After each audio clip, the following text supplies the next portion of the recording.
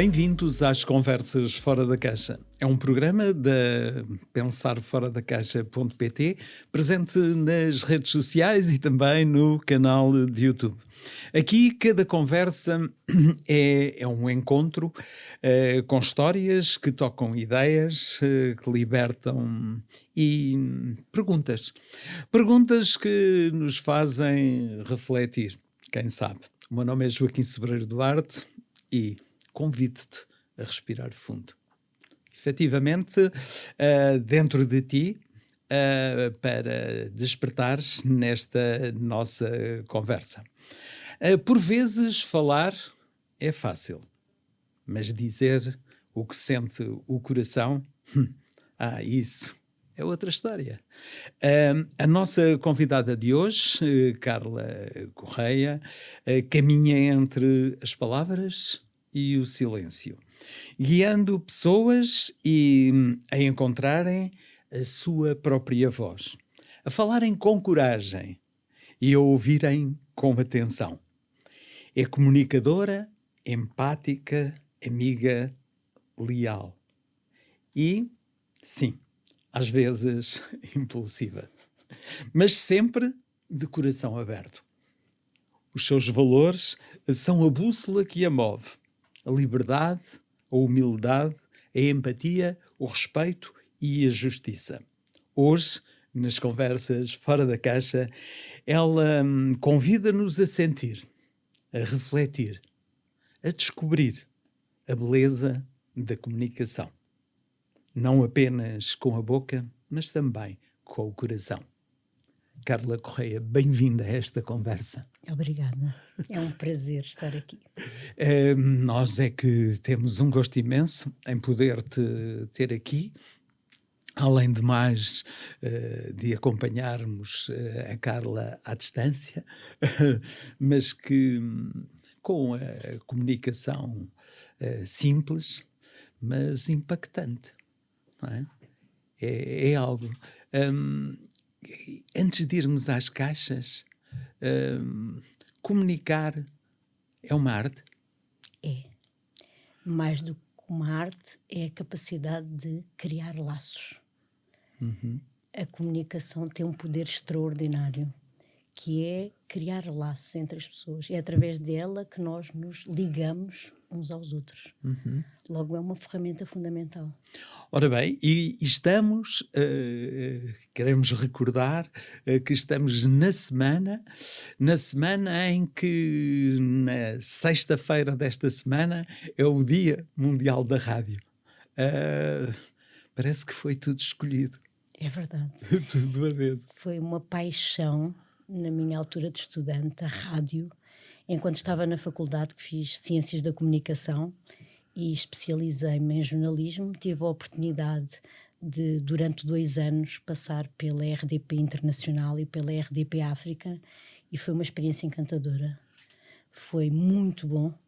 Eu achei mesmo que era aquilo que queria fazer, ser jornalista de rádio, porque o impacto que nós tínhamos nos portugueses pelo mundo era uma coisa extraordinária. Uhum. E o que nós recebíamos era de uma motivação extrema. E eu achei mesmo que era aquilo que queria. Mas, enquanto menina de uma cidade pequena, não me conseguia encaixar na cidade grande. E então levei esta minha paixão por gostar de pessoas e de comunicar para a cidade pequena e fiz aquilo que o meu coração me direcionou e consegui também levar a efeito um projeto interessante e fiz várias coisas. Não segui o caminho da rádio, mas segui o caminho da comunicação. Ora bem, e esta conversa, digamos, quase que introdutória às nossas caixas, então eu vou começar por ir buscar aqui uma caixa e, como tal, vamos abrir a caixa para que possa sair fora da caixa. Vamos sair fora da caixa. E aqui... estamos a falar de um regresso ao ponto de partida, com espaço para histórias reais, divertidas ou eventualmente inesperadas. Começo aqui com uma questão que é Como eras tu em criança? Eu era uma criança muito curiosa. Característica essa que me acompanhou ao longo da vida, não é? Daí estar nesta área. É impossível gostarmos de comunicação e não sermos curiosos. Eu era muito curiosa, era muito fácil de criar amizades com pessoas, muito alegre. Adorava festas, lembro-me desde pequenina, tinha sempre 2 festas de anos, que era uma na escola, porque o meu pai, como era pasteleiro, fazia o bolo gratuito, era uma na escola e depois era uma ao fim de semana com a família e com os amigos todos. E lembro-me muito que a alegria marcou muito a minha infância, que entretanto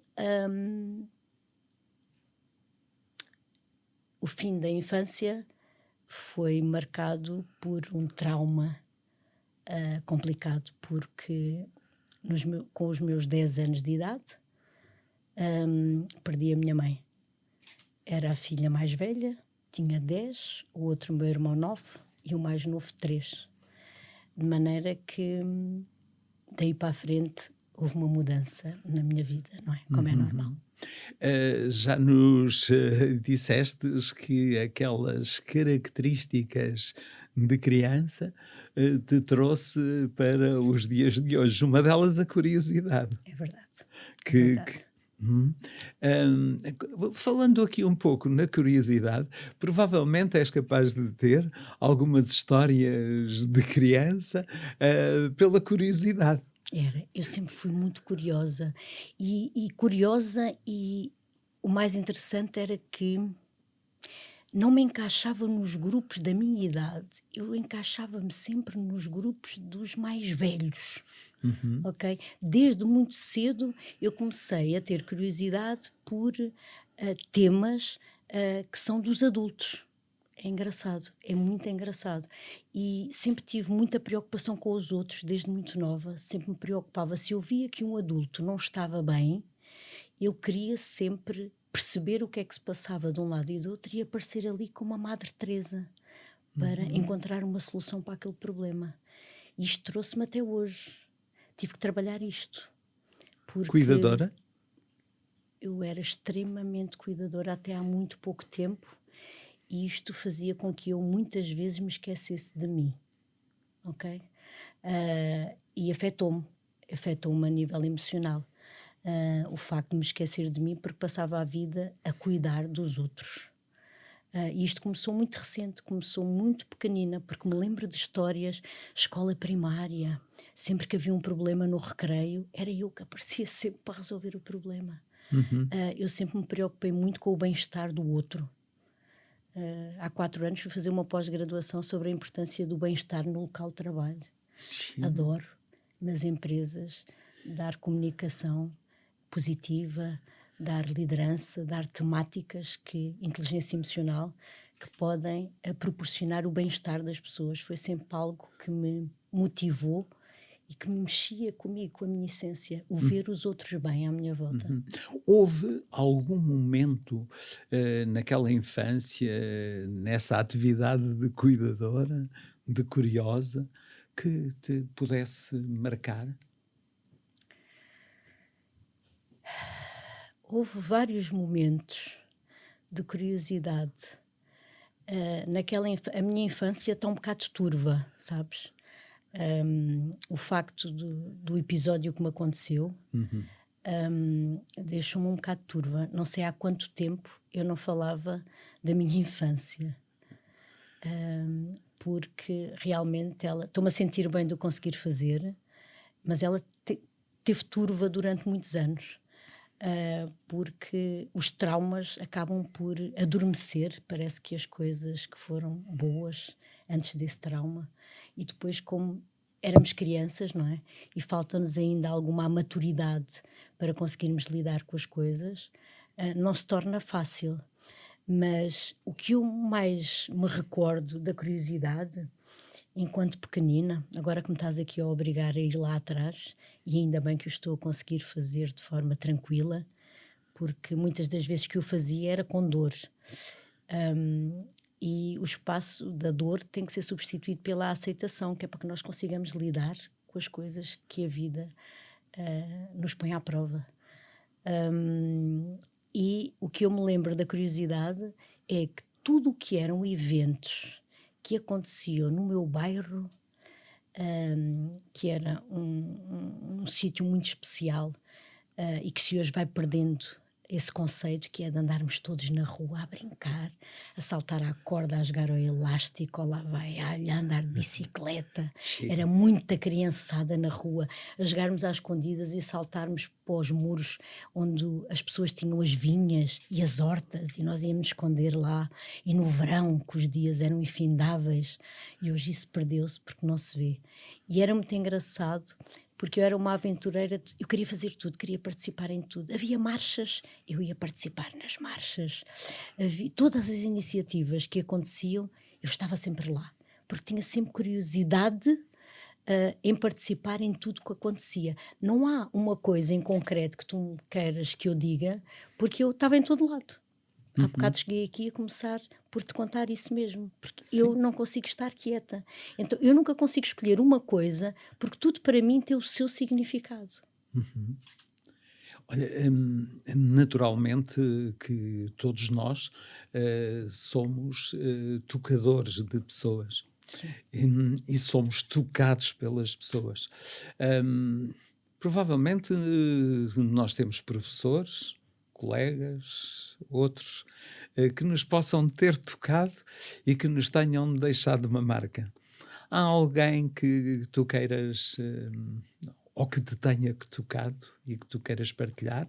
A minha professora da escola primária, que foi minha professora até ao 3º ano, porque tinha problemas de saúde. E faltava com alguma frequência porque tinha uma saúde muito debilitada, e então fiz o 1º, o 2º e o 3º ano com ela, e no 4º ano ela já não conseguiu exercer.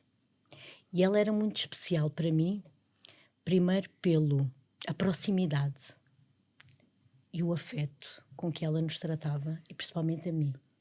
Não posso falar pelos outros, posso falar porque o que me lembro de criança, o que me lembro de algumas vezes me sentar na secretária ao pé dela, porque ela tinha um aquecedor debaixo da secretária, porque tinha sempre muito frio nos pés, inchava-lhe muito os pés.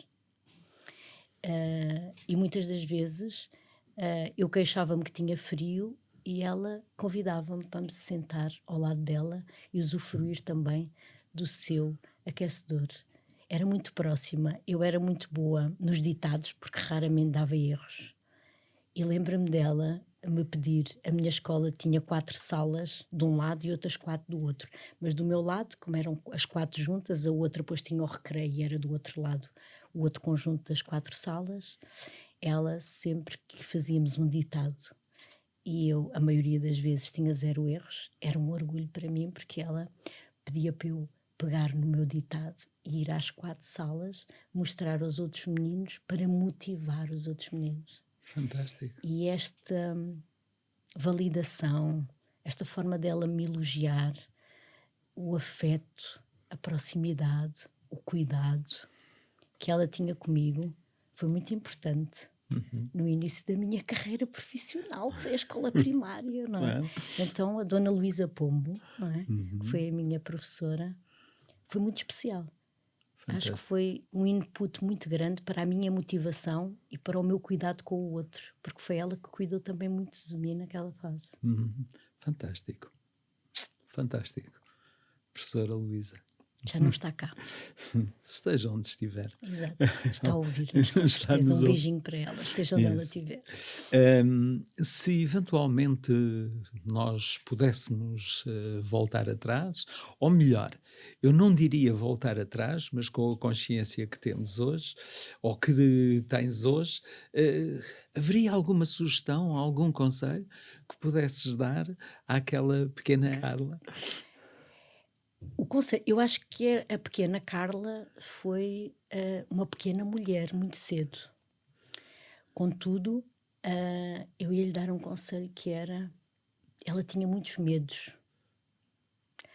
E o conselho que eu lhe daria é que o medo faz parte, mas se eu hoje voltasse atrás, iria querer ter a capacidade de conseguir gerir o medo de uma forma mais equilibrada, porque ele travou muita coisa na minha vida, porque eu não conseguia lidar com essa emoção do medo.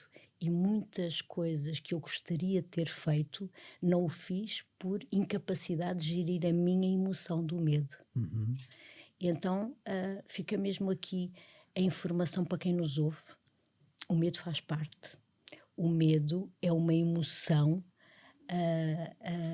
que temos que conviver com ela e só não podemos perder a capacidade de a gerir. Porque quando perdemos a capacidade de a gerir, adoecemos, não é? Então as pessoas não têm que ter medo de ter medo. As pessoas têm que ter medo de não conseguir gerir a emoção do medo. E o que eu daria à Carla pequenina era isso mesmo. Não tenhas tanto medo. Carlinha, não tenhas tanto medo, porque ela faz parte, por isso vai onde queres ir, mesmo com medo. Provavelmente quase que respondestes a uma questão que eu aqui tinha, que é que tipo de aprendizagem é que tu trazes e que te guia para os dias de hoje? É isso mesmo. Eu vou mesmo com medo, coisa que eu não fazia. É a nossa maturidade, é a nossa experiência de vida e é uma aprendizagem que a vida me deu de forma dura. De forma dura porque a minha incapacidade de gerir o medo levou-me a ter pânicos, ansiedades, depressão.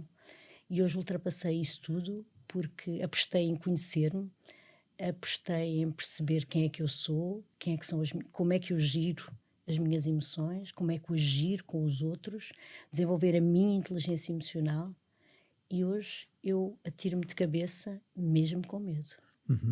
Coragem. Coragem, mesmo.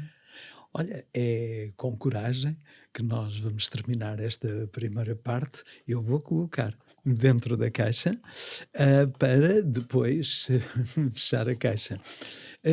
Isto é como todos os processos, abrem-se, fecham-se, transformam-se. Mas efetivamente acreditem que agora quando nós colocamos na caixa já não é o mesmo que tiramos da caixa, porque já tem uma transformação. Então a Carla e a quem nos escuta convido-os para fazermos aqui uma breve pausa, voltamos logo a seguir. Não se esquecemos que estamos na semana do Dia Mundial da Rádio. Até já. Fora da Caixa, a rádio 100% positiva, 24 horas por dia. Ora bem, e cá estamos de volta hoje com Carla Correia, aqui nesta conversa fora da caixa. Já viram, quem esteve a acompanhar-nos, que a comunicação não só com aquilo que nós dizemos, mas com aquilo que nós sentimos. É uma comunicação de coração. Não é? Esta forma. Mas bem, então vamos abrir outra caixa. E ao abrirmos outra caixa, eu trago aqui algo que nos vai desafiar. Aqui queremos perceber a tua versão atual. O que fazes, como pensas e qual é o teu impacto. Ao fim e ao cabo já abrimos, e falando em caixa, um pouco essa caixa, como é que descreves o que fazes no dia-a-dia de hoje, neste teu percurso? A forma mais correta de descrever o que eu faço no dia de hoje é fazer acontecer, é o meu propósito, e principalmente contribuir nesse fazer acontecer para melhorar a vida do outro. O que é que eu quero dizer com isto? A minha área profissional, eu dou formação na área de comunicação e na área comportamental. A coisa mais importante para mim é chegar ao outro e conseguir contribuir sempre, de alguma forma, para que eu possa ter algum contributo na melhoria do outro enquanto pessoa e que o ajude a conseguir ser o mais feliz possível. É sempre esse o meu propósito. E isso tudo que é muito impactante, digamos assim, através da ligação, da conexão, da própria comunicação, é importante? É. A conexão é aquilo que nos liga ao outro. Essa ligação é feita através da comunicação, ok? Eu passo os dias, a trabalhar com grupos de pessoas, empresas. A minha prioridade é sempre empresas. Eu gosto muito de trabalhar com pessoas que estão no ativo. Eu fiz há 4 anos uma pós-graduação sobre comunicação e psicologia no impacto do bem-estar no local de trabalho, e gosto muito de trabalhar com pessoas no ativo, porque as pessoas estão muito desequilibradas emocionalmente e as organizações estão muito tóxicas, ok? E a minha ideia é sempre contribuir para que as pessoas consigam ter um ambiente de trabalho saudável. Porquê? Porque isso depois vai se repercutir tanto na sua vida pessoal como familiar. Onde é que nós passamos a maior parte do nosso tempo? No local de trabalho. Então é importante que nós estejamos num local onde se pratica o bem-estar, para quando nós saímos daquele papel e passamos para o social e para o familiar, consigamos estar equilibrados emocionalmente. Porque nós não conseguimos desligar aquela coisa daquelas pessoas. Não, eu aqui no trabalho isto é assim, fecho a porta do trabalho, desligo. É mentira. Portanto, as pessoas estão a enganar o seu consciente, mas não enganam o subconsciente. Não é assim.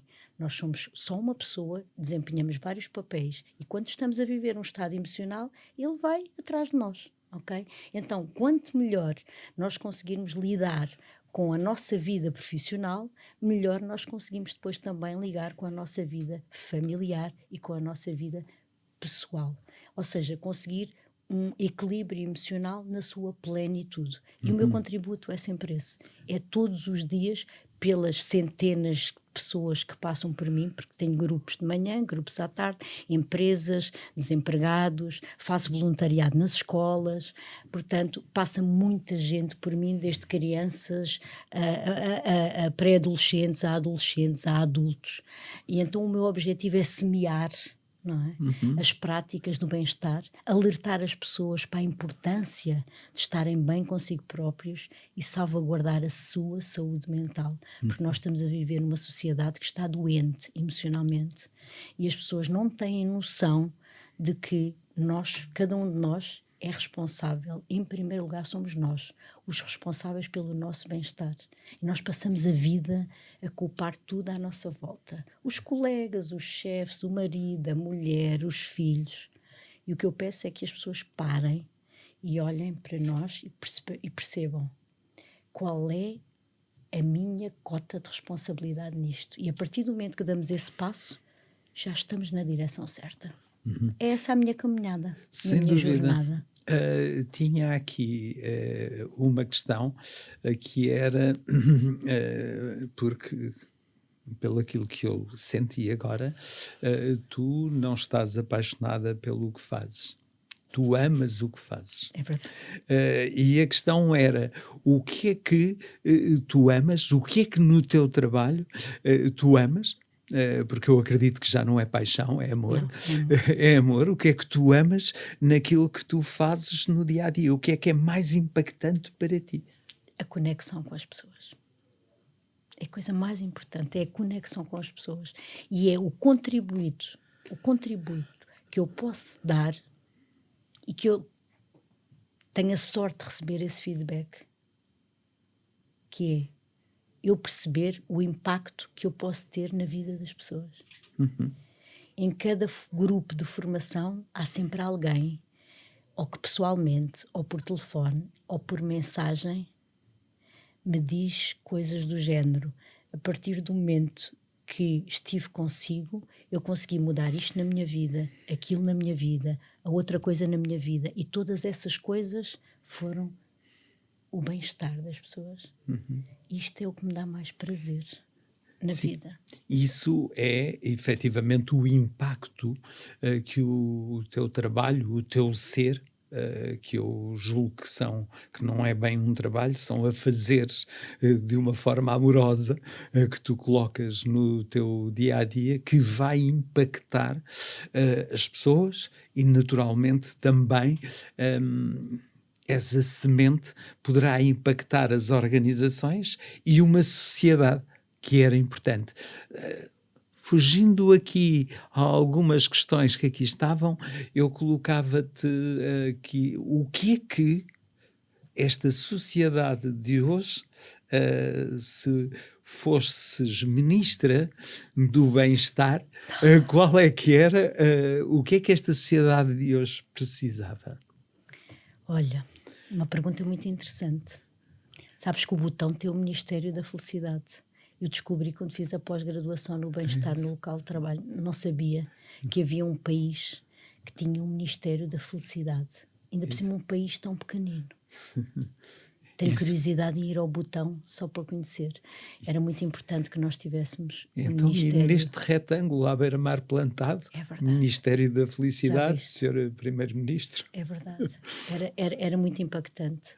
Se eu fosse ministra da Felicidade, a coisa que eu gostava que mais acontecesse nas pessoas é que cada uma das pessoas começasse por trabalhar em si, apaixonar-se por si próprio. Porque quando nós nos apaixonamos por nós próprios, temos um mundo aos nossos pés. Mas é um trabalho difícil, é duro, mas vale a pena. Isso. Muitas vezes as pessoas à nossa volta querem situações praticamente resolvidas, provavelmente comprariam o comprimido da felicidade. Não é por aí. Mas não é por aí. Não é por aí. Porque, não sei se partilhas desta ideia, eu entendo que tudo o que nos dói ou que nos faz doer, faz-nos transformar e faz-nos ser melhores. Ai, Joaquim, tanto isso. Digo muitas vezes nas minhas formações e nos meus workshops, os maiores saltos no desenvolvimento pessoal é na dor e na derrota. Ninguém cresce na alegria e na conquista. Cresce pouquinho, mas os saltos gigantes no desenvolvimento pessoal é na dor e na derrota, sem dúvida nenhuma. Será que a sociedade está sensibilizada para o papel do erro? Não. Eu acho que não está. Até porque, na minha opinião, o erro faz parte da vida. E nós temos que aceitar o erro com a naturalidade. Mas o problema, eu tenho 52, nasci nos anos 70. A mim, na escola, os meus pais sempre me incutiram que não podemos errar. Isto é uma crença que nós temos. E nós temos que rasgar com isto. Eu nas escolas passo a vida a dizer isto às crianças. Errar faz parte. A inteligência é termos a capacidade de retirar a aprendizagem dos erros que cometemos. Isso é muito importante. E as pessoas têm muito esta, eu não posso errar, eu não posso falhar. Caneco! Claro que podemos. Mas isto é uma crença que está incutida em nós e na sociedade. Porque Sim. Nós fomos educados assim. Tanto na escola, na formação da escola, como na educação dos pais, os nossos avós, que também nos participavam no processo da educação. E eu acho que é importante desmistificar. O erro faz parte da vida. E há tanta aprendizagem a retirar dos erros e nós temos que aceitá-lo com naturalidade. Eu errei, ok, tentei.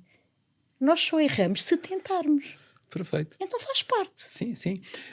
Porque fomos muito educados e eu, uns anos mais atrás, nota-se, não é?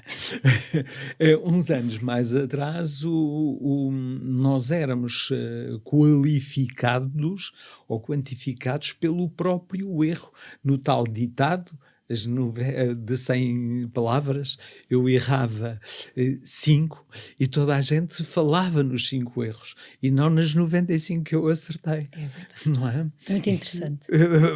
Andava, e esta questão leva-nos, como disseste e bem, a criarmos algumas crenças, alguns hábitos que precisam de ser desconstruídos. Exatamente, e é isso mesmo. E sabes que isso depois acaba por afetar até muito amor próprio, autoestima, autoconfiança, não é? Quem não consegue aceitar que erra e falha com naturalidade, acaba por estar a massacrar-se, a culpar-se, e isso tudo vai ter um efeito brutal na autoestima e na autoconfiança que tanto é fundamental para que nós consigamos atingir níveis de equilíbrio emocional. Sim, sim. O equilíbrio emocional é determinante para esta sociedade. Sem dúvida nenhuma. Sem dúvida. Eu contribuo, faço muito, tento muito contribuir na passagem, na oportunidade que tenho de passar informação ao outro, a técnicas, estratégias, reflexões, tomadas de consciência, tudo com o objetivo de dar ênfase à importância que o equilíbrio emocional tem na vida do ser humano. É muito importante, eu diria mesmo determinante. No desenvolvimento da tua atividade, do teu semear, não sei se o posso dizer Podes, assim. claro que sim. No teu semear, quais são as competências? Já dissestes aqui algumas. Quais são os valores que são determinantes para esta tua sementeira?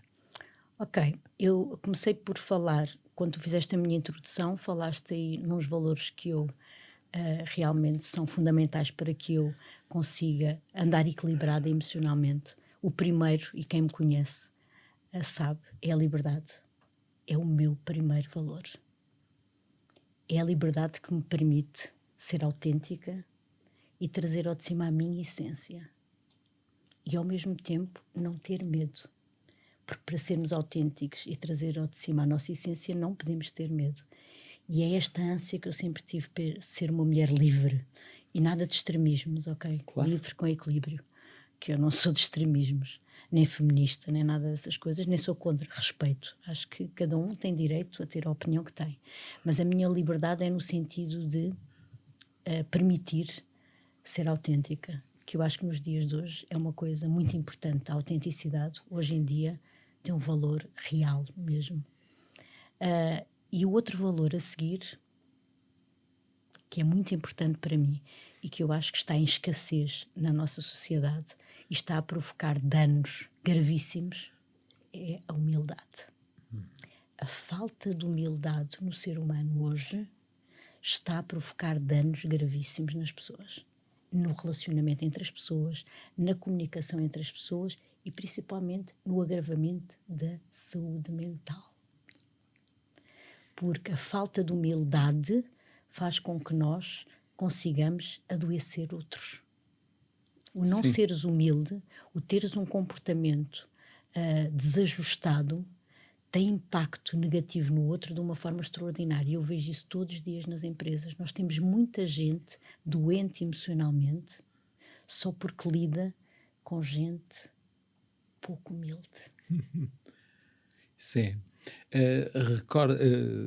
Referenciaste aqui tanto a humildade como a própria liberdade, e aqui entendo eu que a liberdade é de eu me poder expressar, de eu poder largar cá para fora aquilo que eu sinto. Ou seja, estar alinhado entre o que penso, o que sinto e o que faço, sem estar em comparação com o outro e, eventualmente, também não ter o dito medo daquilo que o outro vai pensar, daquilo que nós dizemos. Joaquim, tocaste num ponto fundamental, a comparação com o outro. Foi algo que me acompanhou ao longo de muitos anos. E, infelizmente, cruzo-me com muitas pessoas que sofrem do mesmo. O compararmos com o outro tem muito a ver com a tal não conseguirmos atingir o nível de autoestima, amor próprio, autoconfiança que tem que ser trabalhado. E isso foi algo que me acompanhou ao longo de muitos anos. O querer, o comparar-me sempre com o outro, mais grave, achar sempre que o outro estava acima. E há muita gente, que eu contacto com muita gente, não é? Que partilha comigo este mesmo sentimento. Daí eu falar da liberdade. Porque a partir do momento que nós nos sentimos, nos apaixonamos por nós próprios, é como se soltássemos umas algemas, ok? E conseguimos, é tão bom nós aceitarmos que estamos a dar o nosso melhor, mas que acho que podemos falhar, podemos errar. Eu dei o meu melhor, ok? Não sou perfeita. Ninguém na humanidade é perfeito. Portanto, eu vou errar sempre. Agora, a consciência de que eu dei o meu melhor, ok, não consegui chegar lá, ok, vou tentar novamente. E sentir-te bem contigo próprio, esta não dependência da validação e da comparação do outro, pá, é uma coisa que te cria... É como tu começasses a aprender a voar, sabes? Quando tu te libertas disto, tu começas a aprender a voar e nunca mais queres voltar atrás. Portanto, seguramente muitas pessoas que nos estão a ouvir passam por este problema que eu passei durante muito tempo, e o que quero dizer e a mensagem que quero deixar é que é possível ultrapassar. É maravilhoso quando conseguimos. Só depende de cada um de nós. Não esperem a ajuda de ninguém. Somos nós próprios que temos a capacidade e a inteligência de conseguir ultrapassar esta situação. Não sei como é que lhe posso chamar.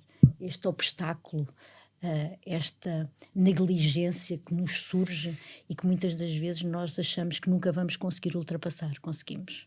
E só depende de nós próprios. É isso. Muito bem.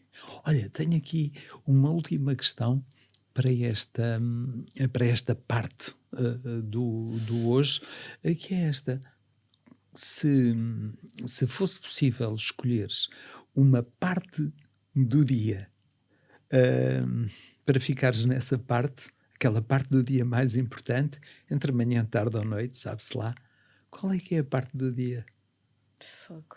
Adoro a noite. É? Eu vou-te explicar. A noite permite-me ficar mais... Como eu sou uma pessoa muito comunicativa, muito dada, muito dinâmica, estás a ver? Querer fazer acontecer. A noite traz-me calma, sabes? Traz-me introspeção, traz-me relaxamento, traz-me descontração. Eu adoro jantar, conversar, ouvir uma boa música, beber um bom vinho, sem olhar para o relógio. E à noite, o luar traz-me essa tranquilidade. É a parte do dia em que eu consigo ser mais autêntica comigo própria. Porque é aí que eu me entrego a mim. É o único momento em que eu me consigo entregar a mim própria. Então, ficamos com a noite, a sugestão da Carla Correia, nesta segunda parte, em que vamos novamente a fechar a caixa. Acreditem que está a ser uma conversa maravilhosa, muito introspectiva e que nos leva, se calhar, a sairmos também do nosso espaço de conforto, na nossa introspeção. Pode ser na noite, na manhã ou na tarde. Como a Carla diz, a escolha é tua. Tu é que sabes. Então, vamos ficar por aí e voltamos já a seguir para a terceira e última parte desta conversa fora da caixa. Ocupa-te e Vive, o programa de desenvolvimento pessoal, profissional e empresarial. Ocupa-te e Vive, uma experiência simples, poderosa e muito significativa. Ora bem, então cá estamos nesta terceira e última parte desta conversa fora da caixa com a Carla Correia. Quero-te dizer a ti, que estás aí desse lado, que podes continuar a acompanhar-nos aqui em pensarforadacaixa.pt ou no canal de YouTube. Podes partilhar, porque eu sei que aquilo que estás a sentir provavelmente fez refletir-te que veria, ou há pessoas que tu gostavas que ouvissem esta conversa. Por isso, partilha, se faz favor. Então, Carla, vamos à terceira parte desta conversa. Vamos lá. E agora temos aqui mais uma caixa. Vamos lá, a terceira. Vamos. Ora, é caso para dizer, bora lá abrir a caixa. Bora lá, vamos lá. Bora lá abrir a caixa. E nesta caixa tem aqui algo que tem a ver com o futuro, naturalmente. Vamos dar uma espreitadela ao teu eu de amanhã, com a ambição, os sonhos e até com algum humor aqui à mistura, sabe-se lá o que é que vai sair.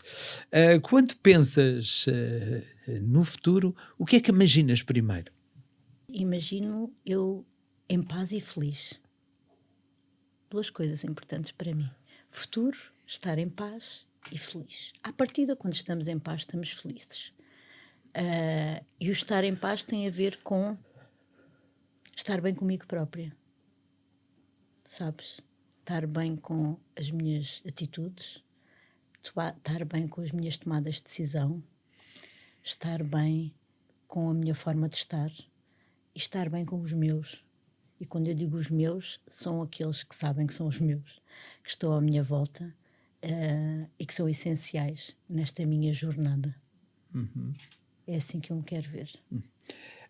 Há algum projeto, algum desafio que tu vejas nos próximos anos para ti?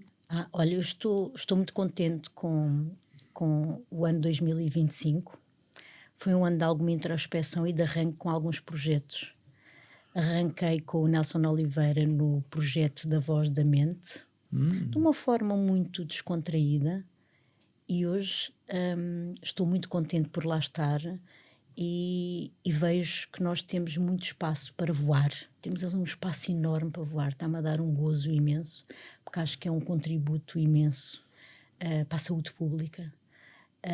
E fazer crescer este projeto, eu acho que é um objetivo. Por outro lado, tenho aí mais em ideia criar mais alguns projetos. Tudo tem a ver com ser mais ativa para massas. Eu já trabalhei para pequenas massas e agora queria trabalhar para massas maiores. E os meus projetos têm sempre a ver com criar eventos, criar iniciativas que possam sempre contribuir para o desenvolvimento das pessoas, ok? E aliado a isso, uma coisa que eu gosto muito, ainda não falámos aqui, que tem a ver com voluntariado. Eu fui sempre uma pessoa muito ativa no voluntariado. Em 2019 tive a oportunidade de ter a experiência de fazer voluntariado em África. Fui com médicos para a Guiné-Bissau, trabalhar nas escolas, com as crianças e com os professores, a parte da inteligência emocional e da gestão das emoções. E é um projeto que quero retomar. O voluntariado é algo que paramos. Tive para ir à Guiné no ano a seguir, mas com a instabilidade política o grupo de médicos não foi. Estou à espera que me chamem. Mas o voluntariado é algo que eu quero ganhar tempo para dedicar mais atenção, porque é algo que me dá muito prazer. É algo que me dá muito prazer. Portanto, voluntariado e alguns projetos direcionados para desenvolvimento pessoal é onde eu me vejo no futuro. Já agora faço aqui um desafio a quem nos está a ver e a escutar, que acompanhem a Voz da Mente com a Carla Correia e com o Nelson Oliveira, que é um projeto maravilhoso. Obrigada. Maravilhoso. Parabéns por esse vosso trabalho, porque são dois seres humanos extraordinários que impactam também a vida das pessoas. Sim, sim. Se houvesse alguma coisa que tu quisesses continuar a aprender com a tua curiosidade e a desenvolver, o que é que seria? Eu quero sempre continuar a aprender e a desenvolver mais e mais e mais a área do desenvolvimento pessoal. Para mim é fundamental. Tudo o que sejam temáticas que abranja o desenvolvimento pessoal é um objetivo premente para mim, porque, na minha opinião, desenvolvimento pessoal é um processo que tem início, mas jamais tem fim. Pois, é mesmo um processo. É mesmo um processo. Como é que te estás a ver? E já disseste algumas coisas, mas como é que te estás a ver daqui por 5 anos? Daqui por 10 anos? Estou-me a ver com coragem para nunca desistir. Estou-me a ver com força para continuar a fazer acontecer. Que impacto é que tu gostarias ou gostas de deixar numa sociedade em quem se cruza contigo? Se nós voltarmos atrás, já ouvimos algumas coisas impactantes. Quando alguém fala na Carla Correia, qual é o impacto que tu gostarias de deixar nessa pessoa? Há tanta coisa. Agora puseste-me aqui a pensar. És tramado, não é fácil, porque eu tenho sempre resposta na ponta da língua. Sim, mas nós fomos treinados todos para ter a resposta na ponta da língua. Fomos treinados para isso. Mas foi um treino tão mau. Tocaste-me numa vulnerabilidade, sabes? Porque as respostas na ponta da língua não sai nada. Tocaste-me numa vulnerabilidade, sabes? Eu tenho uma dificuldade enorme em receber elogios. Tenho mesmo dificuldade em receber elogio. E quando tu agora me fazes essa pergunta, levas-me um bocadinho para essa área de desconforto. Mas o que eu acho que o mais importante que eu poderia deixar em alguém é que saber que passei por essa pessoa pude contribuir de alguma forma para que ela se sentisse melhor com ela própria. Eu sei que já és, mas quando fores grande, o que é que queres ser? Tenho 1,60 m, mas sou muito maior do que 1,60 m. Quando eu for grande, eu quero ser mais ainda apaixonada por mim. Fantástico. Parabéns. É muito bom. E, aliás, fiquem aqui com esta mensagem, que ela é interessante. Carla, e para quem nos escuta, vamos voltar a colocar aqui, dentro desta caixa. Claro que o que vai para dentro da caixa já não é igual àquilo que saiu da caixa. Cá está dentro. E agora tenho aqui um desafio. Este é aquela questão que dizemos assim, isto é improvável. Não sei. Que dentro desta caixa maior, eu vou abrir aqui a caixa, ok? E dentro dela está um conjunto de cartas. E eu pedia-te que retirasses de lá uma carta. Ok. Não é? Ok. A minha cor preferida é verde. Ok. Boa. Entregue-te a ti? Não, ficas com ela. Okay. Ficas com ela e ela tem... a carta tem uma pergunta. Eu pedia que lesses, porque é a vez de seres tu a fazeres perguntas a ti própria. Ok. Como equilibrar objetivos pessoais e profissionais? Uma pergunta interessante. Eu tinha estado aqui a falar com o Joaquim em relação a este exercício e estava tentada a deixar o desafio para vocês aí em casa para pensarem em relação à pergunta. De qualquer maneira, também me sinto tentada a dizer qualquer coisa em relação a isso, o que não invalida que vocês não façam a tal introspeção em relação à pergunta. Como equilibrar objetivos pessoais e profissionais? Eu sinto muito esta dificuldade hoje quando contacto com as pessoas. Isto está muito associado a organização pessoal e gestão de tempo.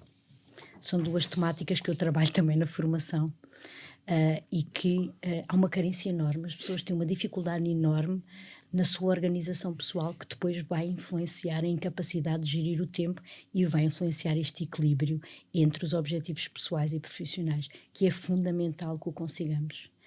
Pensa nisto. Organização pessoal, gestão do tempo, São 2 pontos fundamentais que te podem ajudar a manter este equilíbrio. E não te esqueças que equilibrar os objetivos pessoais com os objetivos profissionais é o caminho para que nós consigamos andar mais equilibrados emocionalmente. A forma como respondestes e desafiastes quem nos escuta, desafiaste-me a mim também a retirar outra carta. Tu és tramado. Será que há mais verdes? Não, vou buscar uma amarela. Ok. Uma amarela. Ora bem, que pequenas mudanças posso fazer para cuidar melhor da minha energia e do meu bem-estar? Adoro. Isto remete-me para uma única palavra: autocuidado. Esta é das carências que eu mais noto no meu dia-a-dia, no meu relacionamento com os outros. As pessoas descuram o autocuidado. Ele é fundamental. E o autocuidado é apenas dedicarmos tempo a fazer coisas que nos dão prazer. E dar prazer pode ser beber um copo de vinho, pode ser escrever, pode ser estar sentado a apreciar o sol ou o luar, como eu gosto tanto. As pequenas coisas que nos dão prazer, que nós desvalorizamos tanto e que tanto contribuem para o nosso autocuidado. É caso para dizer, cuida-te. Mesmo. Cuida-te, ama-te, faz amor contigo. É verdade, é mesmo isso. Gostei da dica. Carla Correia, estamos a chegar aqui ao final. Pena, estava a gostar tanto da conversa. Era isso. Mas a Jenny Oliveira, que cuida desta imagem e deste som, que estão aí desse lado a saborear, está-nos a dizer que está a chegar ao final. Por isso, Carla, muito obrigado. Quero-te dizer que foi, para mim, um privilégio poder ter esta conversa, poder usufruir destes minutos contigo, porque foi muito saboroso.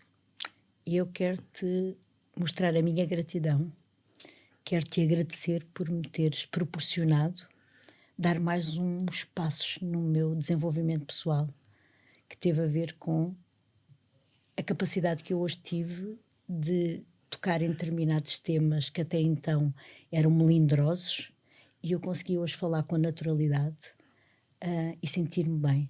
E isso também tem a ver com a energia que tu me passaste, porque seguramente este é um trabalho de equipa. Obrigada. Obrigado por me teres convidado. Eu é que agradeço. Podemos agradecer mutuamente. Exatamente. É isso mesmo, e parabéns pelo ser que és. Obrigada. Chegamos assim ao final desta conversa que nos lembrou valores, histórias, das aprendizagens que cada um de nós tem. Por isso, se eventualmente esta conversa te proporcionou alguma reflexão, alguma pergunta, algum desafio, fantástico, avança, segue. E não quero terminar sem fazer aqui uma observação e pedir aqui uma sugestão. Carla, se tu togastes em alguém que queira conhecer melhor a Carla Correia, como é que vai conhecer? Pode conhecer-me através das minhas redes sociais, o Instagram, através do carla.correia.oficial, e o Facebook, carla.correia. Ok? Obrigada. Isso. E naturalmente, a voz da mente. E naturalmente a voz da mente, com certeza. É também mais um canal. Por isso, para todos, a continuação de uma ótima semana, nesta semana do Dia Mundial da Rádio, na Semana da Comunicação. Quero-vos dizer que eu sou Joaquim Sobreiro Duarte e acompanha-nos nas redes sociais, no canal de YouTube, e se eventualmente conheces alguém que gostaria de estar aqui nesta conversa, ou tu gostarias de estar aqui nesta conversa, desafia-nos também. Combinado? Então até lá, a continuação de uma ótima semana, como sempre, fazendo coisas simples, poderosas e muito significativas.